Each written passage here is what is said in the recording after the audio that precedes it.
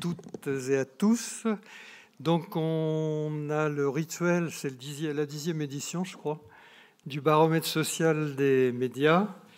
Je vous rappelle que ce baromètre, en fait, c'est un travail collectif, c'est-à-dire qu'on arrive chaque année, on essaye de rassembler les principales informations qui ont pu concerner l'activité des entreprises de presse dans l'année qui s'est écoulée.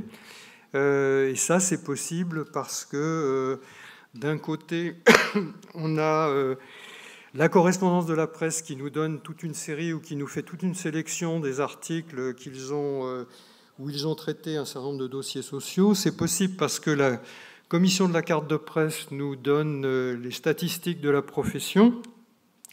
C'est possible aussi parce que les syndicats, SNJ, CGT, CFDT, nous regardent les dossiers qui nous ont été signalés notamment par la correspondance de la presse.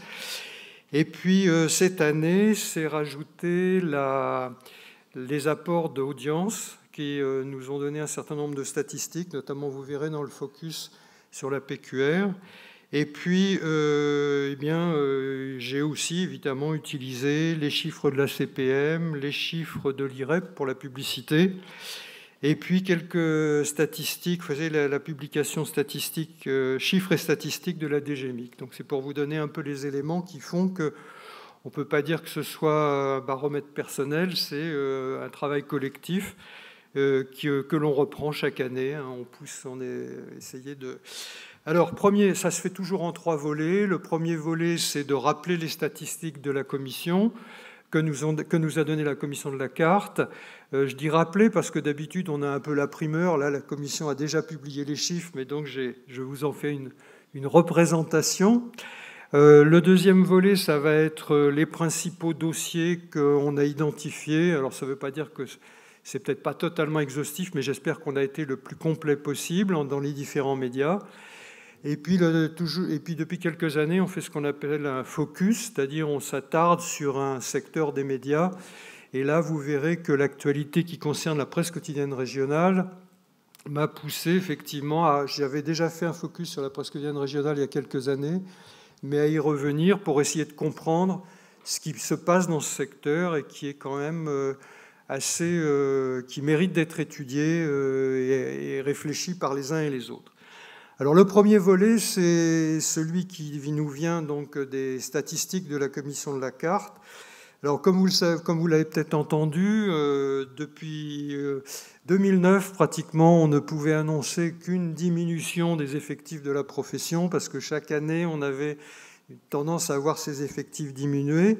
Là, on a une petite bouffée d'air dans la mesure où on est remonté à 34 051 cartes de presse distribuées, ce qui veut dire dans les journalistes actifs, ce qui veut dire qu'on a une remontée de 1,25% par rapport à 2022, ce qui n'est pas très spectaculaire, mais qui est, espérons-le, une indication comme quoi il y a une reprise un peu de l'emploi, au moins dans certains secteurs des médias, qui permet donc à davantage de journalistes d'exercer. En revanche, où là on est dans des constantes, d'après ce que nous voyons sur les chiffres 2023, c'est ce qui concerne la précarité. Alors, ce qu'on appelle précarité du point de vue des statistiques de la commission de la carte, ça veut dire les pigistes, les journalistes qui sont en CDD, et ça veut dire aussi des journalistes qui sont identifiés comme chômeurs, vous savez, dans les catégories qu'utilise la commission de la carte. Et là, on voit que si on cumule tout ça, on arrive à, pour l'année qui vient de s'écouler, 29,4%. Ce qui veut dire une progression qui n'est pas énorme, mais qui est une progression, et ça fait des années qu'on est confronté à cela.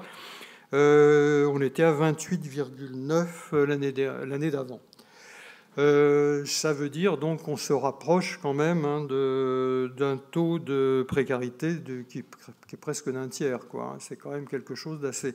Ce matin, on a eu une rencontre des collectifs de journalistes qui justement concerne les pigistes, et on s'interrogeait un peu sur pourquoi ces collectifs, etc. Bon, effectivement, je pense que l'un des éléments d'interprétation, c'est cette progression de la précarité qui amène un certain nombre à réfléchir à des moyens de réaliser leur activité, d'en vivre le mieux possible, malgré effectivement cette progression. Depuis l'année dernière, on a introduit aussi une donnée liée à l'âge. Là, on a donc 6179 journalistes qui ont 30 ans et moins de 30 ans, donc ça fait 18,1% de la profession. Ce n'est pas une profession donc très jeune. Dans cette statistique, on regarde aussi le rapport entre les femmes et les hommes. Et là, on voit dans l'arrivée dans la profession, il y a davantage de femmes que d'hommes, 52% de femmes. Et on voit aussi que dans ces premières années, la précarité est particulièrement répandue. L'année dernière, les chiffres étaient même plus sévères. C'était 66% des 30 ans et moins de 30 ans qui étaient en situation de précarité. Là, il y a un petit recul. On est à 64,2%. Vous voyez, on n'a pas une très grosse différence. Sur la question, puisqu'on vient de l'invoquer, du rapport de la parité, est-ce qu'on est à la parité? Année après année, je répète, on se rapproche de la parité, mais on n'y est toujours pas. On est à donc 48,1% des journalistes qui sont des femmes. On a une proportion dans les nouvelles cartes. On a davantage là encore, on retrouve un peu comme dans les jeunes journalistes, c'est assez logique, on retrouve donc 51,8% des nouvelles cartes qui sont des femmes.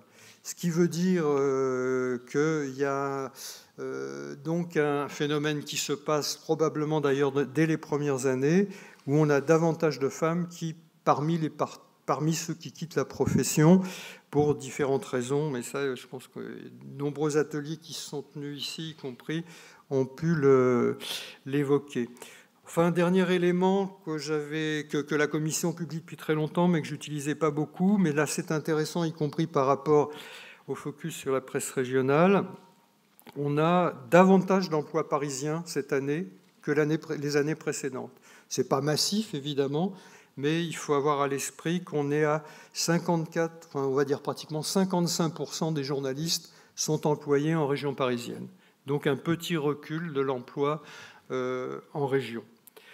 Alors si on passe maintenant, si vous voulez, au grand dossier, alors la première observation qui est vraiment frappante quand on regarde les différents médias, c'est la surreprésentation des dossiers, donc plans sociaux, éventuellement défaillance d'entreprises, disparition d'entreprises, la surreprésentation de la presse quotidienne régionale.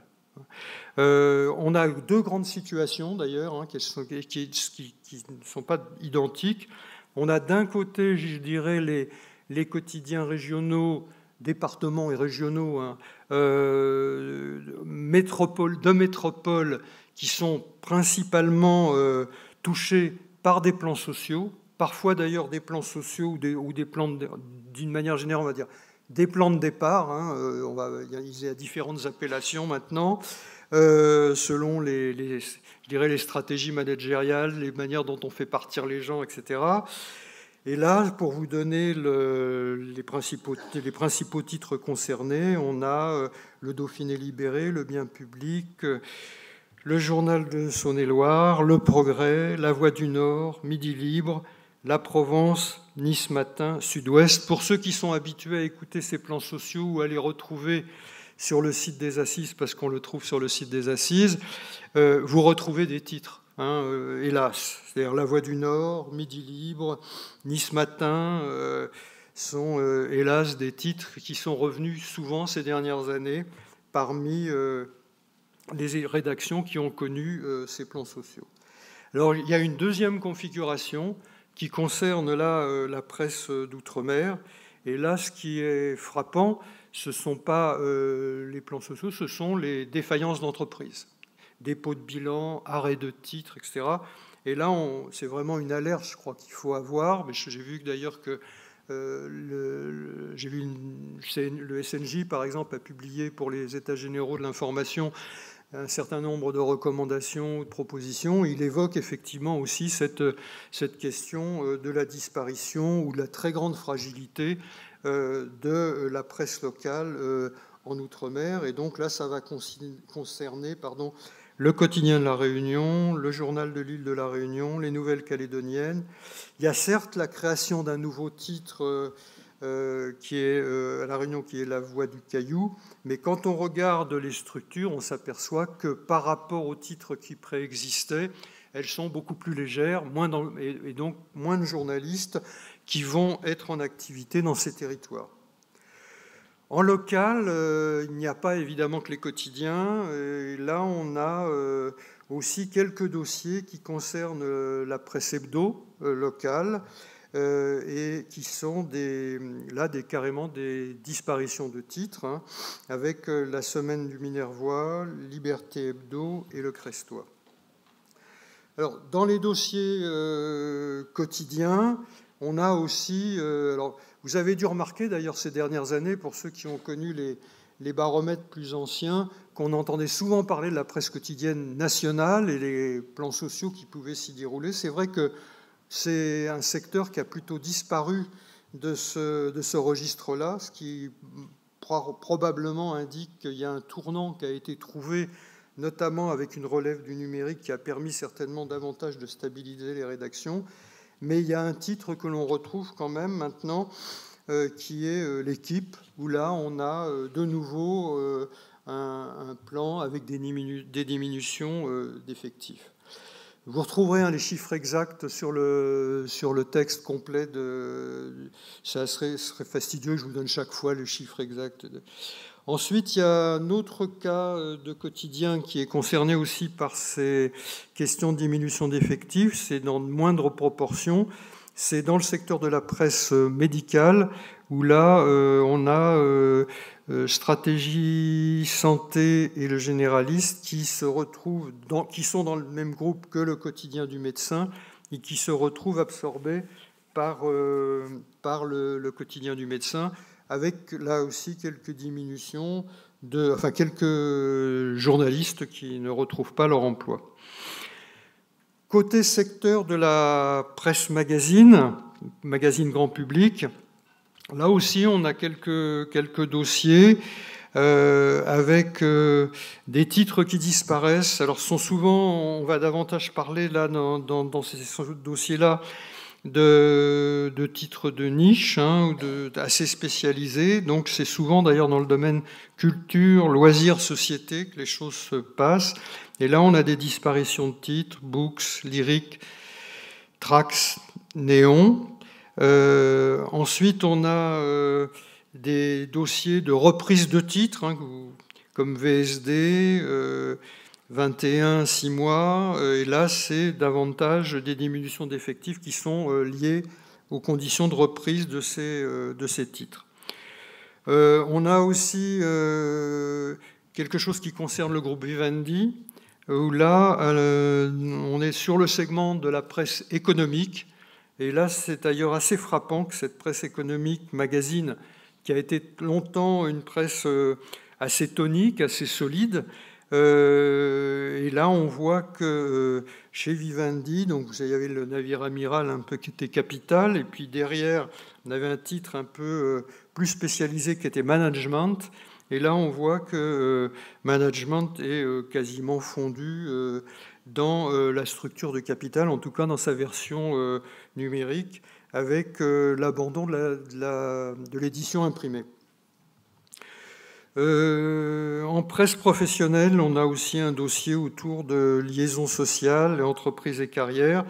Donc là, c'est une liquidation du titre avec des disparitions de postes. Télévision, en télévision, là, c'est des dossiers dont on a déjà parlé, hein, mais qui se sont confirmés avec leurs effets très, très lourds. Hein, je pense à la région lyonnaise notamment. Avec la restructuration complète de Euronews. Vous savez que la rédaction d'Euronews, qui était installée à Lyon, a disparu. il y a une réorganisation complète, avec une partie de la rédaction qui est à Bruxelles, je crois, et un certain nombre de décentralisations dans différentes capitales européennes, ce qui veut dire que la plupart des emplois qui étaient installés à Lyon ont été purement et simplement, il n'y a qu'une toute petite partie de la rédaction lyonnaise qui peut éventuellement, si elle accepte, je crois, de se déplacer, de voir les gens repris. Autre dossier, c'est un dossier France Télévisions. Et là, c'est le projet de France 3 qui s'appelle le projet Tempo. Là, c'est davantage, c'est pas en termes de diminution, suppression de postes, quoique, probablement qu'en solde final, il risque d'y avoir, au terme de cette réorganisation, des postes peut-être qui auront disparu. Mais là, c'est davantage une répartition des rôles entre Paris et les régions, avec un double effet, c'est-à-dire une moindre activité de la rédaction parisienne, qui voit son travail extrêmement diminué pour la production des journaux, alors que c'est les régions qui vont davantage, elles, au contraire, mises à contribution, sans que ça se traduise en général par des augmentations de moyens pour les régions. Donc ça, c'est plus... Mais c'est effectivement un dossier important. Enfin, on pourrait citer, je ne sais pas si c'est un peu peut-être plus anecdotique, pour mémoire, on va dire, que l'année qui vient de s'écouler, s'est soldée définitivement la question de RT, de Spoutnik. Vous savez que les télévisions qui ont un lien avec la Russie, on va dire, et qui ont une interdiction de diffuser dans l'Union européenne. Donc c'était déjà quelque chose qui était en cours. Mais là, il y a une liquidation judiciaire en avril. C'est pour mémoire, je vous l'indique. Il y a côté numérique, on a deux dossiers. Un plutôt, enfin je trouve qui est assez intéressant parce qu'il révèle, qui est l'arrêt de Vice France, là dans la mesure où c'est une décision unilatérale de la maison mère nord-américaine qui décide que ça n'existera plus au niveau de la rédaction en France. Et donc là, c'est des disparitions de postes sèches. À une autre échelle, plus modeste, on a aussi une lettre numérique, la lettre économique de Bretagne, qui, elle, est également arrêtée par, je crois, le repreneur, qui doit être quelque part en lien avec le groupe Ouest France. Alors maintenant, si vous voulez, je passe à la question du focus. Si vous voulez, le focus de cette année, comme je vous l'ai dit à l'instant, est de nouveau consacré à la PQR, d'une part, cette accumulation de dossiers sociaux que j'évoquais. Et puis, je dois vous dire, alors vous allez me dire c'est beaucoup plus impressionniste, mais j'avais signalé ce phénomène qui m'avait beaucoup imprégné. Vous savez, j'ai terminé une enquête sur les jeunes journalistes dont un certain nombre travaillent dans la PQR. Et ce qui m'avait frappé, quand je leur demandais de se projeter, comment vous voyez, tous les jeunes, je leur demandais de se projeter, c'était jamais très facile. Mais ce qui m'avait frappé, c'est qu'en PQR, la réponse qui revenait sans arrêt, c'était « je ne sais pas si mon média existera encore demain ». Et ça, je m'étais dit, c'est quand même... Ça fait assez longtemps que je travaille sur ce secteur, que je travaille sur la presse régionale, sur les journalistes de presse régionale. C'est la première fois que j'avais une telle interrogation sur où va-t-on et quel est l'avenir de ce secteur de la presse. Alors, au-delà de cet aspect impressionniste, c'est vrai que c'est intéressant d'essayer de voir où on en est de ce segment, pourquoi il y a autant de plans sociaux, pourquoi il y a des arrêts des arrêts de titres à certains endroits. Alors que, je voudrais revenir là-dessus, alors que c'est un très gros employeur de journalistes. Pour mémoire, là, les Audiences nous a proposé cette statistique des journalistes employés en PQR, c'est plus de 6000, 6018, ce qui veut dire qu'on a presque 20% de la profession qui est employée en PQR aujourd'hui. Donc, c'est un premier élément à noter. De la même manière, si je regarde les statistiques que Audience nous a données, on voit que sur 5 ans, on a un recul de l'emploi dans cette PQR qui est de près de 4%, 3,7% exactement. Ce qui, effectivement, vient un peu... Bon, c'est vrai que quand on a des plans sociaux dans un titre, on peut se dire ailleurs, on embauche peut-être, ailleurs, ça se passe peut-être mieux. Là, on a quand même une tendance qui est plus importante que les tendances qu'on a vues d'évolution des effectifs globaux de la profession. Et c'est vrai que, comme je le dis à l'instant, c'est pas un phénomène heureusement homogène, enfin d'une certaine manière homogène, mais on a aussi des situations où, à force de plans sociaux, on a eu des reculs parfois substantiels. Je citerai, c'est pas particulièrement pour stigmatiser ce titre, qui m'est cher par ailleurs, c'est Sud-Ouest par exemple, où on voit que sur une dizaine d'années, le recul des effectifs de la rédaction de ce titre, qui couvre 7 départements, si je ne m'abuse, donc c'est pas rien, c'est un peu plus de 20%, c'est 21,6% sur un seul titre. Donc ça fait, hélas, partie d'un certain nombre de situations qu'on va pouvoir trouver. Je pense que si j'avais fait les mêmes calculs pour La Voix du Nord ou pour les journaux du Midi, on aurait des choses qui se rapprocheraient. Alors pourquoi cette tension, notamment sur les effectifs? Et là, je crois qu'il faut effectivement se tourner vers la question, c'est plutôt là-dessus que je vais insister, sur le modèle économique de ce média. Alors, et ce qui est frappant dans ce média, c'est que d'un côté, on a une stabilité des charges, même certains nous diraient une augmentation des charges, alors on va nous dire le papier, etc., ce qui est exact, même si les tarifs de papier ont évolué ces dernières années. Et effectivement, des charges qui sont liées au fait qu'on a des structures, surtout en presse quotidienne régionale, qui sont des structures assez décentralisées, toutes ces rédactions, agences décentralisées, journalistes en poste, parfois seuls à certains endroits. Donc, toute une structure de maillage pour faire remonter cette information et pouvoir produire cette information locale chaque jour, qui sont effectivement peut-être plus rigides. J'évoquais tout à l'heure le cas de la presse quotidienne nationale, qui a peut-être pu davantage, plus facilement penser sa réorganisation, notamment avec l'utilisation du numérique. Alors c'est vrai que d'un côté, on a ces charges qui sont fixes, et de l'autre côté, toute l'interrogation, que se passe-t-il du côté des ressources? Et là, si on se tourne du côté des ressources, je ne sais pas si vous êtes familier des chiffres de la presse quotidienne régionale, mais la première chose qui nous frappe, c'est les évolutions de diffusion. C'est-à-dire que année après année, maintenant, on s'aperçoit qu'il n'y a pratiquement plus un titre qui a une diffusion stabilisée. La moyenne, elle est donnée par la CPM. L'année dernière, on est à un recul global de moins 0,1%.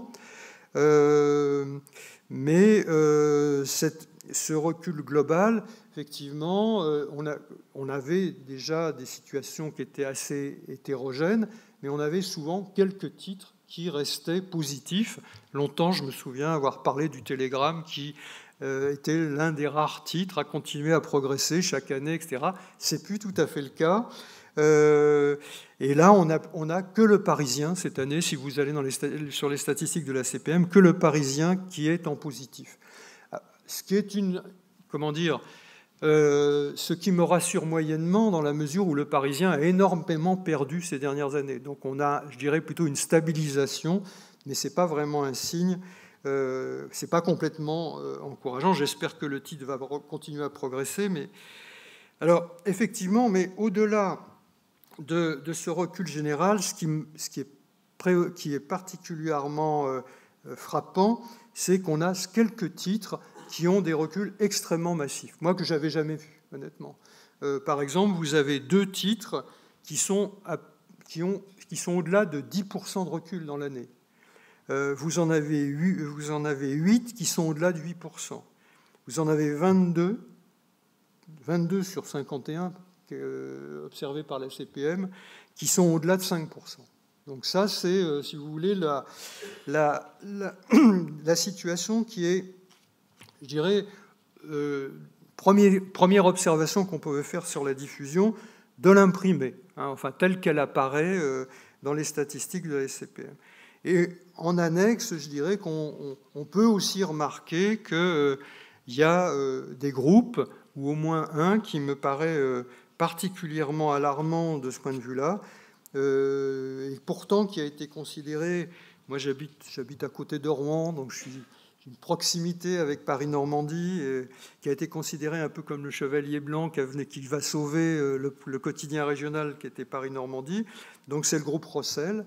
Et là, on voit qu'effectivement, eh bien, les journaux de ce groupe sont vraiment à la peine du point de vue de la diffusion, qu'il s'agisse de La Voix du Nord, de Paris-Normandie et du Courrier Picard, qui sont tous les 3 avec des reculs de plus de 8%. Alors, ce qui est assez... Alors, ceux qui savent un peu ce que je fais sur la presse régionale depuis de nombreuses années, c'est vrai qu'on est obligé, quand on parle de presse régionale, de s'interroger sur la nature de son lectorat, sur les territoires qu'elle couvre.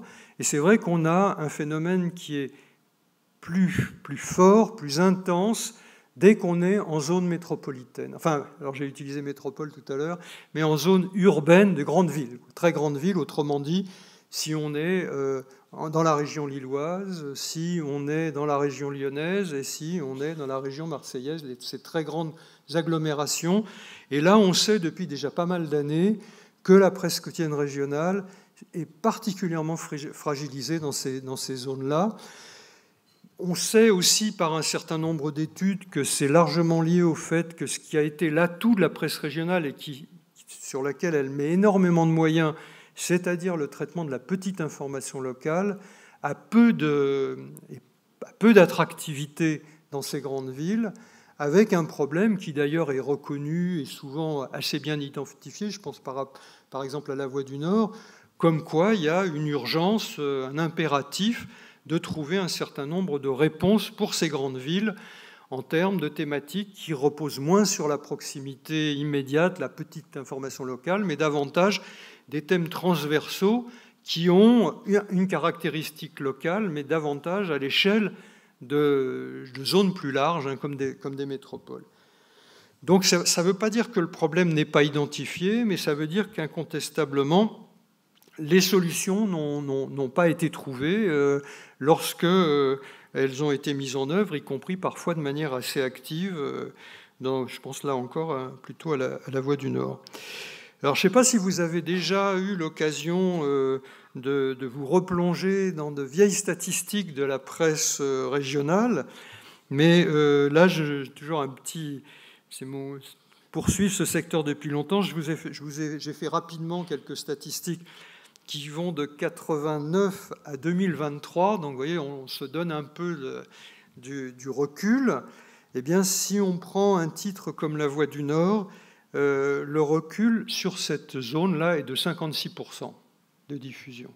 Si on prend le Progrès, donc la région lyonnaise, le recul est de 64,5%.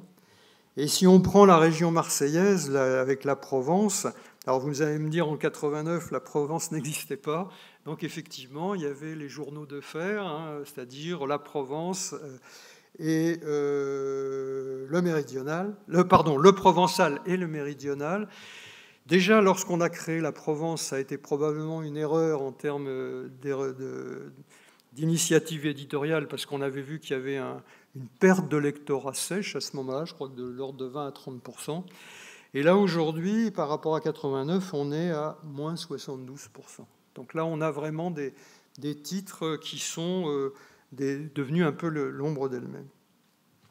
Alors, dans ces réflexions sur les situations, il y a certes ces problèmes de réponse de la presse régionale au phénomène urbain et le phénomène des grandes villes, qui reste, je dirais, une question non réglée pour cette presse quotidienne régionale. Et là, je vois quelques-uns dans la salle qui sont dans d'autres grandes villes, et je sais qu'en général, sur ces grandes villes, on a aussi ce décalage entre une meilleure tenue dans les zones rurales et beaucoup plus de difficultés à répondre effectivement à la réalité de cette grande ville. Il y a aussi probablement, et là on entrerait, je dirais, dans des problématiques, mais on n'a pas beaucoup de matériaux pour travailler là-dessus, sur des contrastes entre l'Est et l'Ouest, et des contrastes entre le Nord et le Sud. Alors ça, est-ce que c'est phénomène culturel, est-ce que c'est phénomène historique, est-ce que c'est lié à la nature de la presse telle qu'elle s'est développée dans ces régions, etc. Mais incontestablement, on voit que l'Ouest se tient mieux que l'Est, et que le Nord se tient mieux que le Sud. Voilà. Mais ça, c'est de la simple observation qui rend certainement le défi plus lourd dans ces régions concernées. Il y a un élément intéressant, enfin important, je crois, à prendre en compte lorsqu'on réfléchit sur les ressources que la presse régionale peut mobiliser. Il y a la question de savoir si cette difficulté à régler ce contraste entre les villes et on va dire les campagnes, ou en tout cas les zones plus rurales, qui sont très difficiles à régler sur l'imprimé, parce qu'il y a une rigidité évidemment du support imprimé, même si on peut jouer sur des éditions locales. Donc il y avait une attente, et je crois qu'elle continue la question continue de se poser, de se dire, est-ce que le numérique peut être une réponse qui permette davantage aux rédactions d'adapter finalement leurs réponses en termes de traitement d'information à ces sociologies différentes, à ces publics très différents. Et donc on pouvait effectivement attendre que par sa flexibilité, le numérique permette davantage de le faire. Alors le numérique n'est qu'un outil, comme je le disais tout à l'heure, les structures sont plus difficiles encore à faire évoluer, entre des structures très localisées, alors que le numérique demanderait peut-être de faire remonter davantage des journalistes au siège, etc. Donc chaque rédaction gère ça à sa manière, plus ou moins bien sans doute. Mais il y a quand même un indicateur qui est intéressant de regarder, c'est dans quelle mesure aujourd'hui le numérique joue un rôle pour cette économie de la presse régionale. Et là, les statistiques de la CPM nous donnent des éléments. Globalement, la presse quotidienne régionale fait 18% de sa diffusion en numérique. Alors vous allez me dire, ça ne veut pas dire grand-chose peut-être, est-ce que c'est beaucoup, pas beaucoup? Ce qui est intéressant, c'est de comparer avec les chiffres de la PQN. En presse quotidienne nationale, c'est 72%. Donc on voit que là, il y a un tournant qui s'est opéré, dont on voit les traductions lorsqu'on écoute les gens au Monde, etc. On voit bien qu'aujourd'hui, la diffusion d'un journal comme Le Monde, c'est beaucoup d'abonnements numériques et c'est de moins en moins de vente à l'exemplaire papier et d'abonnements papier. Donc là, en presse régionale, on voit que il y a quelque chose qui est beaucoup plus difficile à réaliser, même si depuis des années, c'est souvent d'ailleurs un leitmotiv chez les jeunes journalistes lorsqu'ils critiquent leur management, qui est de dire, on nous dit que le numérique va être le relais, etc. On nous fait travailler énormément sur ce support, et en réalité, les choses n'évoluent pas beaucoup. Or, c'est vrai que cet enjeu, il est essentiel.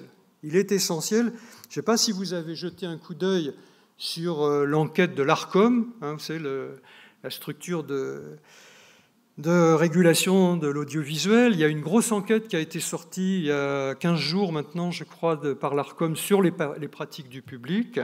Et là, il y a un chiffre qui est absolument redoutable.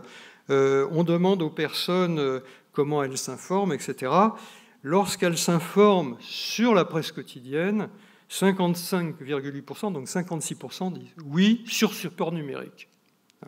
Donc c'est vrai que si on est calé sur le support imprimé et si on continue à penser que le support imprimé est vraiment l'atout principal, eh bien on ne travaille plus qu'avec la moitié du public déjà, même pas la moitié du public. Donc là, il y a un vrai défi. Alors le deuxième grand volet, évidemment, dès qu'on parle des ressources, ce sont les ressources publicitaires. Et là, on est, disons, si on se réfère à l'IREP, vous savez, l'IREP, c'est une structure associative qui tient les statistiques des ressources publicitaires. C'est des choses qui se font d'ailleurs à un rythme de plus en plus rapide parce que le milieu des annonceurs demande de plus en plus de statistiques, etc. Donc là, maintenant, on a des statistiques quasiment trimestrielles qui sont publiques, d'ailleurs. Vous pouvez tout à fait vous abonner à leurs rencontres et les suivre. Donc là, la dernière statistique qui date de la semaine dernière, qui nous dit que la presse quotidienne régionale a perdu 1,7% de ressources publicitaires l'année dernière. Bon, 1,7%, c'est beaucoup, pas beaucoup. Sur un marché publicitaire qui est en progression, hein. Or, on sait bien que la progression, c'est surtout pour les plateformes numériques, mais pour la presse quotidienne régionale. Mais ce qui est surtout important, me semble-t-il, c'est est-ce qu'il y a eu un rattrapage par rapport à la période Covid. Vous savez, quand il y a eu la période Covid, on a dit, oh là, on diffuse moins les journaux, chacun est chez soi, etc. Il y a les confinements, etc. Donc c'est normal, ça s'effondre. Effectivement, ça s'est effondré. Ce qui est important dans le cas de la presse quotidienne régionale, c'est d'observer qu'elle n'a pas récupéré 17% de ses ressources publicitaires.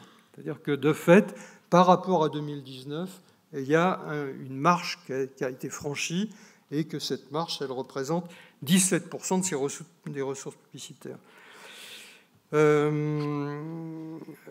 qui est intéressant, alors là c'est indicatif, mais par contraste, la presse quotidienne nationale, elle, est à plus de 1% par rapport à 2019. Donc on voit que ce n'est pas une fatalité de tous les médias. Il y a un certain nombre de médias, y compris dans la presse écrite, qui ont réussi à redresser leur situation. Dans le cas de la presse régionale, ce redressement ne s'est pas opéré. Et si on fait, si vous voulez, là encore, si on prend un peu de la distance, on voit que ce recul, si vous voulez, en 2009, la presse quotidienne régionale retirait 41% de ses ressources de la publicité. Aujourd'hui, c'est-à-dire les dernières statistiques de la DGMIC, pardon, pas les dernières, c'est celles de 2021, mais pour la DGMIC, c'est les dernières, c'est toujours un peu long à venir, le recul, et on arrive à 32,1%. Donc vous voyez, on est pratiquement à 10% de recul. Alors là, ce n'est pas le volume, hein, mais c'est la proportion de ressources publicitaires dans les comptes du journal. Donc voilà, je dirais, les éléments, ce qui évidemment va se traduire par un phénomène global, moins de diffusion, moins de publicité, qui est entre 2014, là encore je suis sur les chiffres des GMIC, donc j'ai encore du 2021, mais on a un recul de 21% du chiffre d'affaires global de la presse quotidienne régionale, avec, comme je viens de l'indiquer, le fait que le recul des ressources publicitaires est peut-être encore plus lourd à supporter que la presse quotidienne, que pour le reste des médias. Voilà. Alors, ceci dit, vous allez me dire, c'est parce que je ne veux pas en rester là, mais je vous ai dit tout à l'heure, il y a une hétérogénéité. Il y a une hétérogénéité du secteur.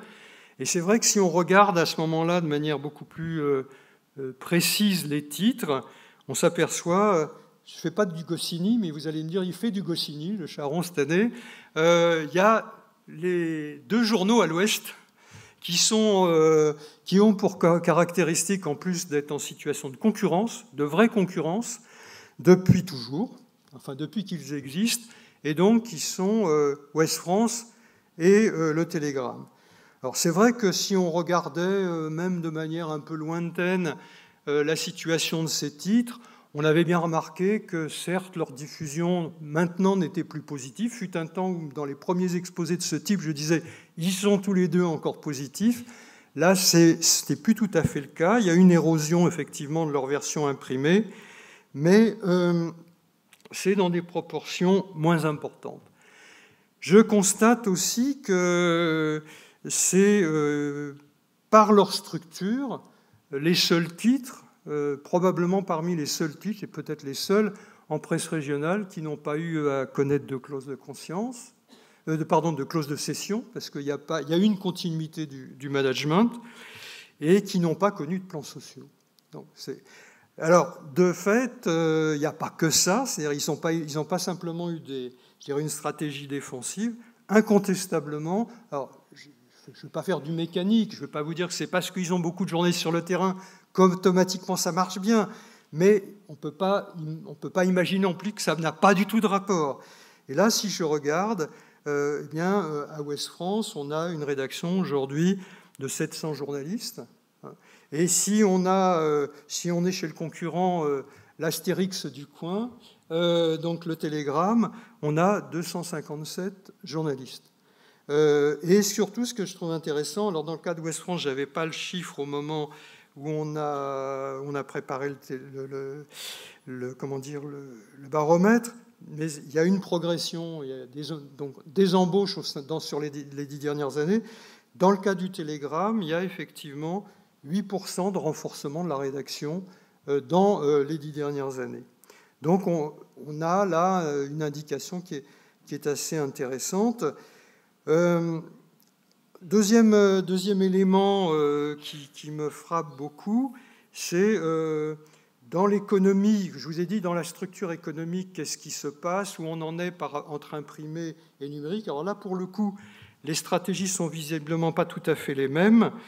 Mais le chiffre qui m'a intéressé beaucoup dans le cas d'Ouest France, c'est que je pense que c'est le seul qui, en presse régionale, aujourd'hui, est sur une dynamique qui ressemble un peu à celle de la presse quotidienne nationale, c'est-à-dire, je crois qu'on est à 40% d'abonnés numériques.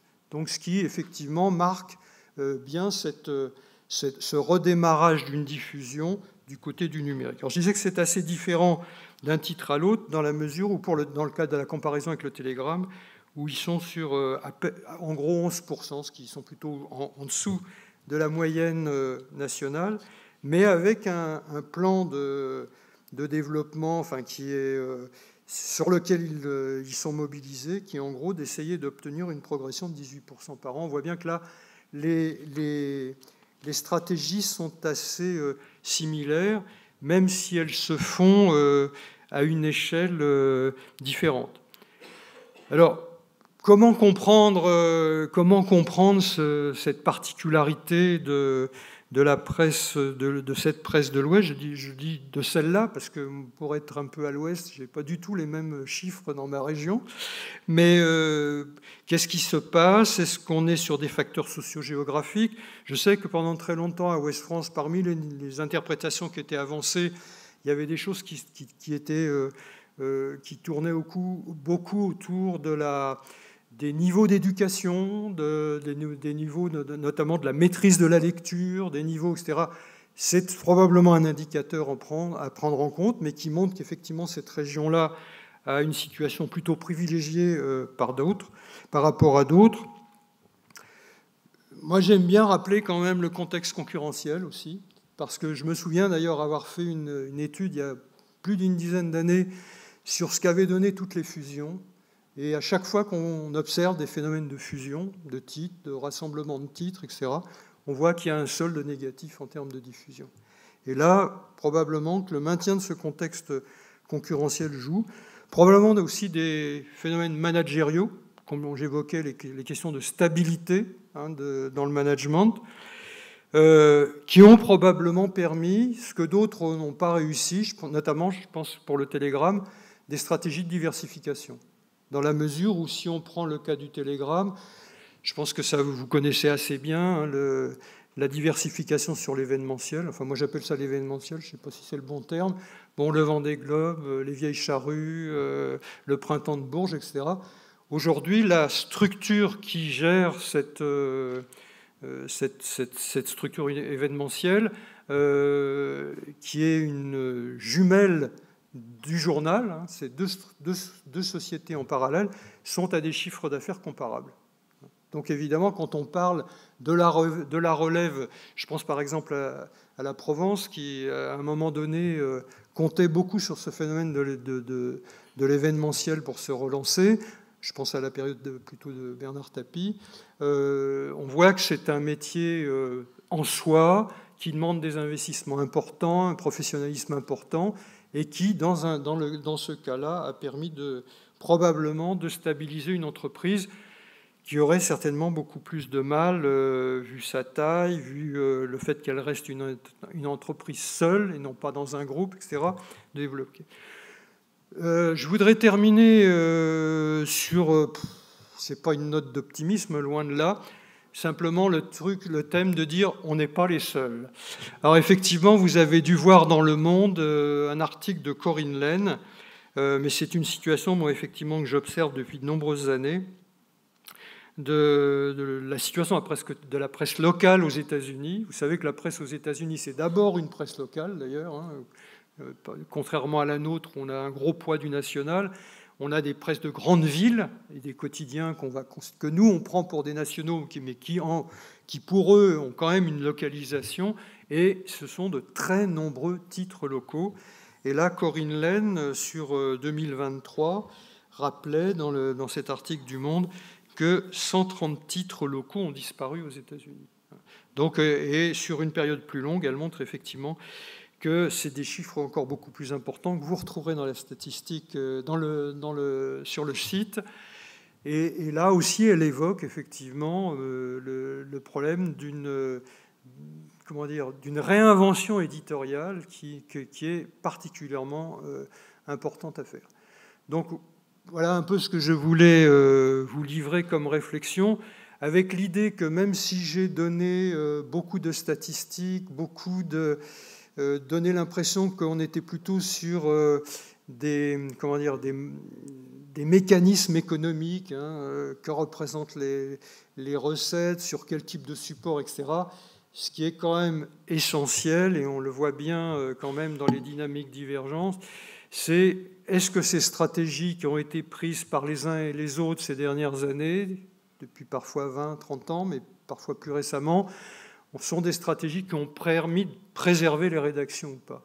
Parce que ce qu'on voit quand même, au moment où on est dans un défi de réinvention éditoriale, c'est qu'on a d'autant moins de capacité à réaliser cette réinvention éditoriale qu'on a moins de gens sur le terrain, moins de gens dans la rédaction et moins de gens qui croient vraiment dans l'avenir du titre, parce qu'effectivement,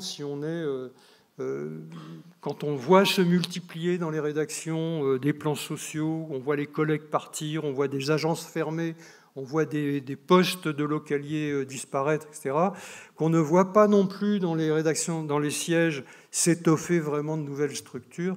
Il y a aussi parfois des phénomènes de démoralisation. J'espère que moi, je ne vous ai pas trop démoralisé. Merci.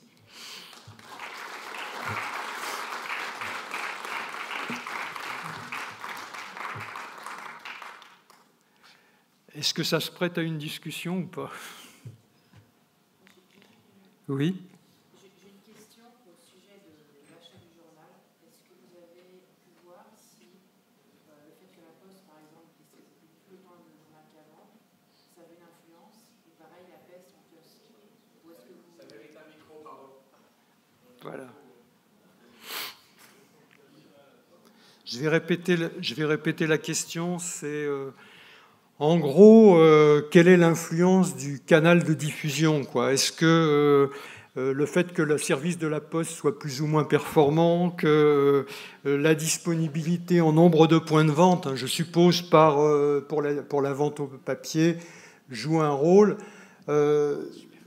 Incontestablement, il y a des effets, c'est-à-dire qu'à partir du moment où on voit des diminutions de points de vente, effectivement, on voit que mécaniquement, il y a des ventes qui ne se font pas.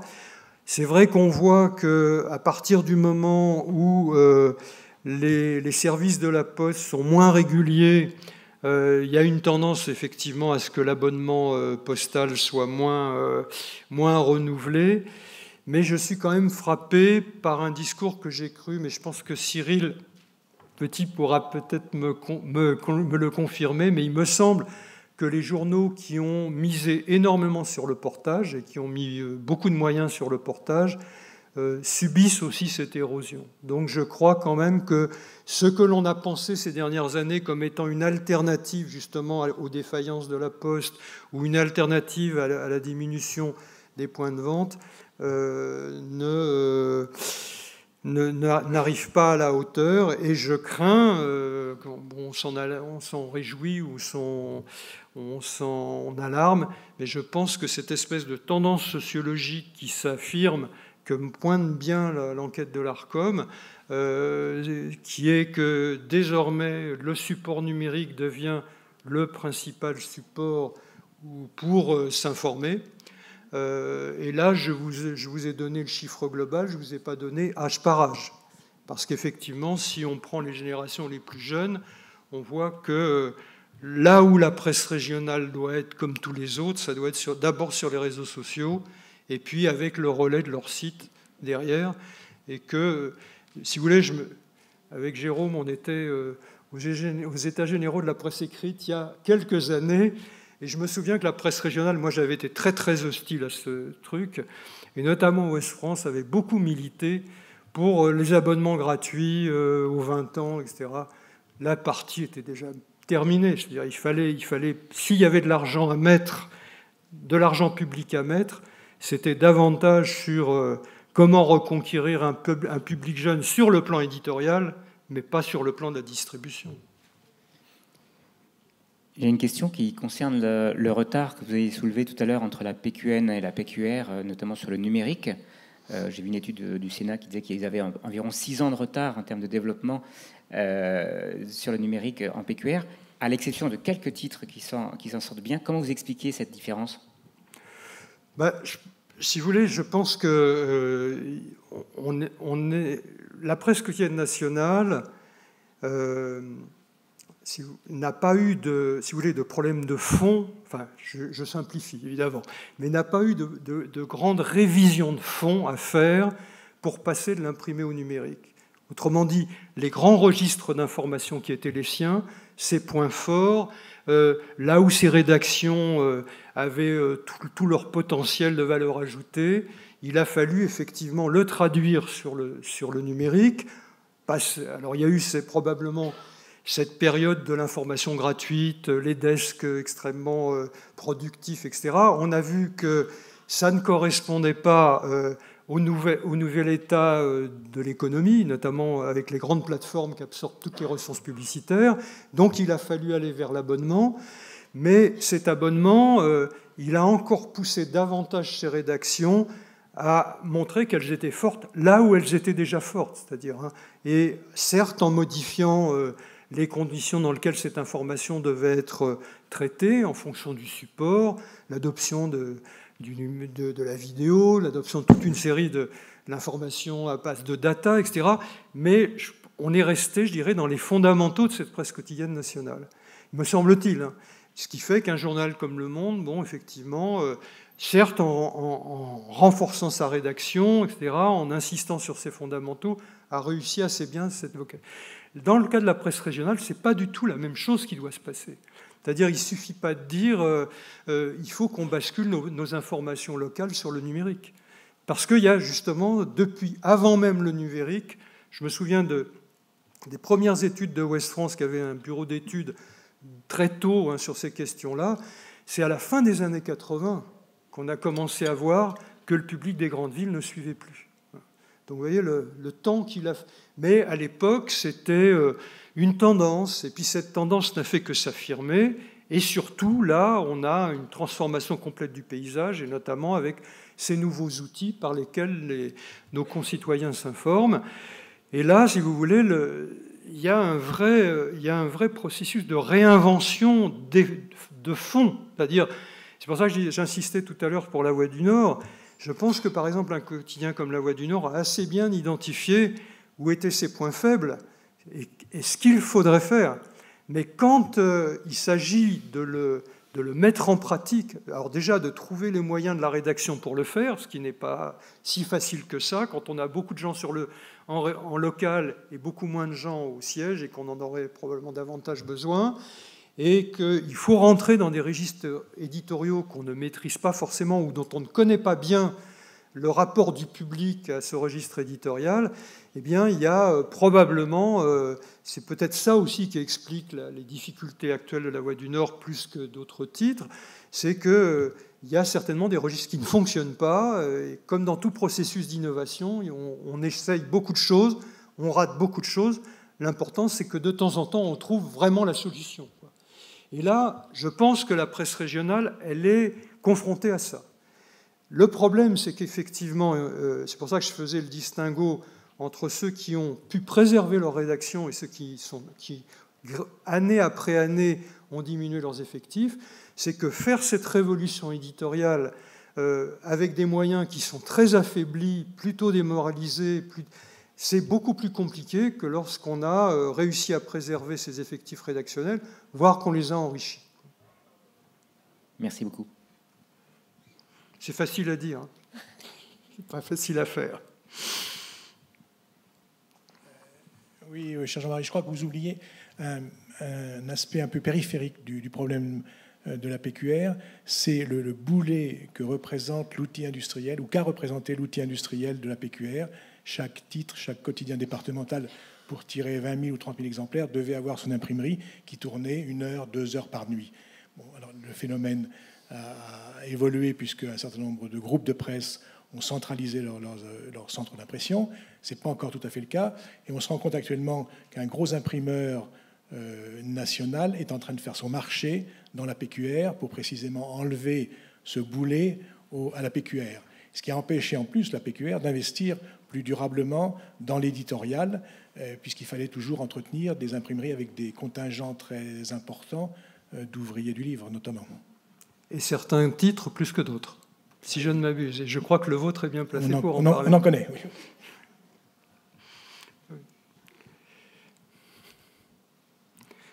Ceci dit, c'est vrai, c'est tout à fait vrai, et les histoires de titres sont différentes. Et là encore, les journaux de l'Ouest ont eu un petit avantage par rapport à d'autres. Je crois qu'il y a eu moins de conflits sur ces questions de fabrication que dans d'autres régions. Avec effectivement parfois des grèves qui ont été coûteuses en termes de temps, où le lectorat avait moins son journal à disposition. Et puis effectivement, comme vous le dites, des arbitrages qui se sont faits parfois plus du côté de la production, plus que du côté de l'éditorial.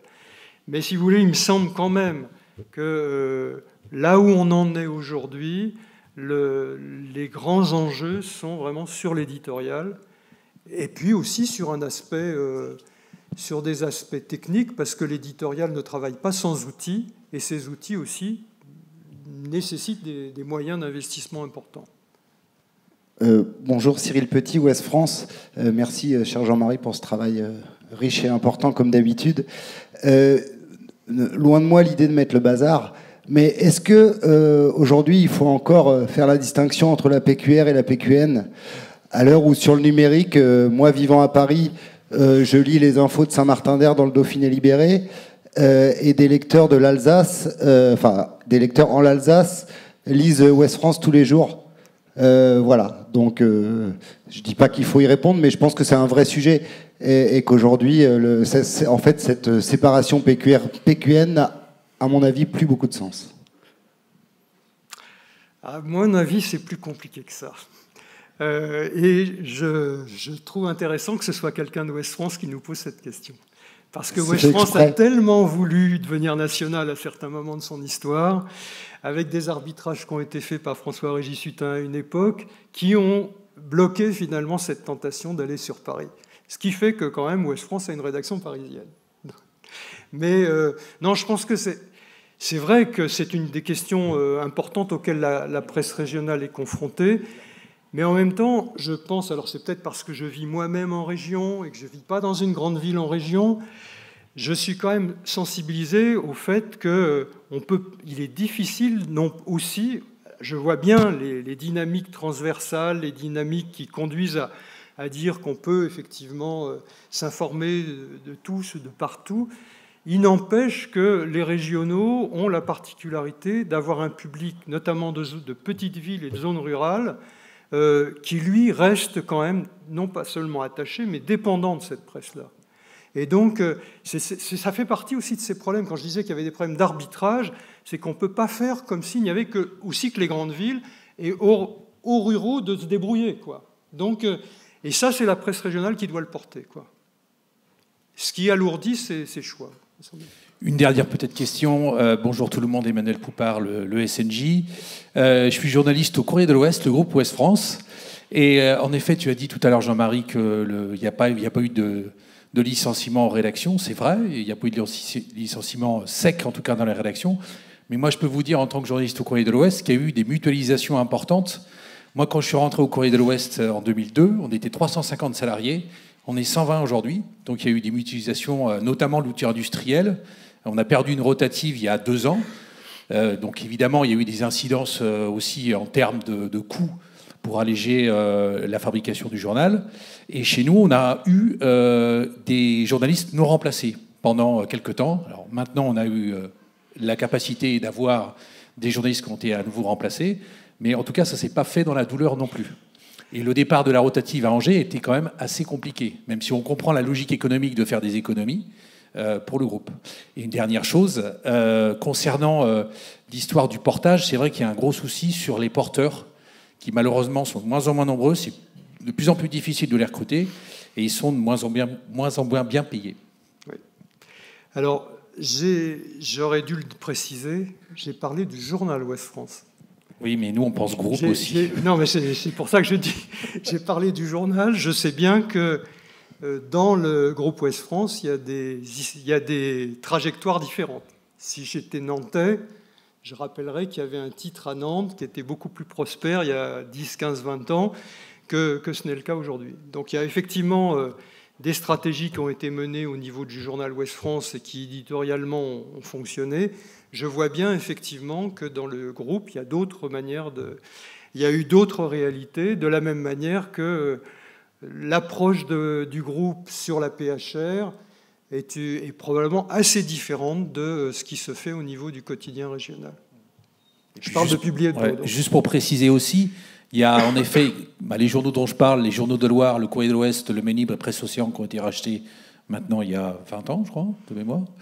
15 ans, je ne sais plus. En tout cas, ils sont arrimés sur la même plateforme et l'URL westfrance.fr. Donc il y a aussi une logique de groupe, peut-être, mais aussi d'identification de marques sur le secteur, sur la question de la plateforme westfrance.fr.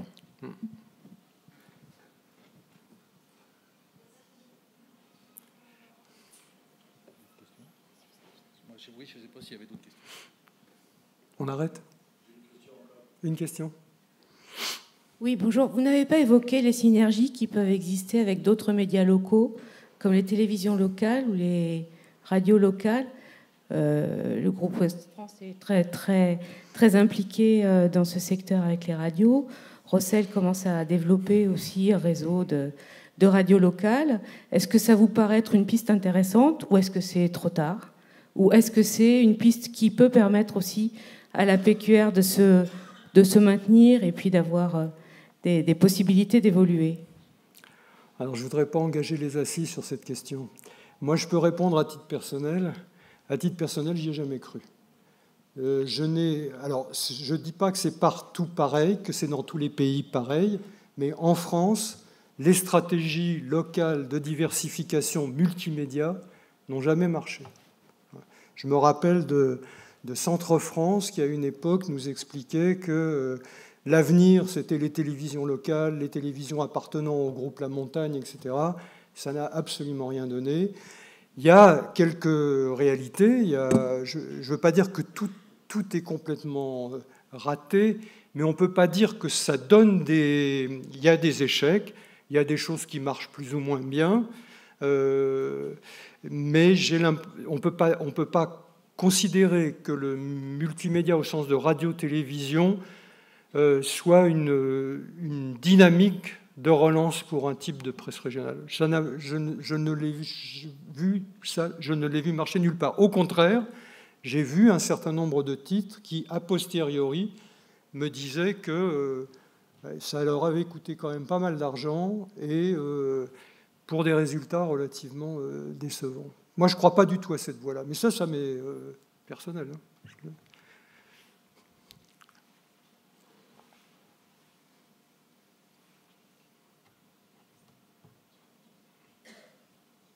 Bien, ben, merci beaucoup. À l'année prochaine, comme dirait l'autre.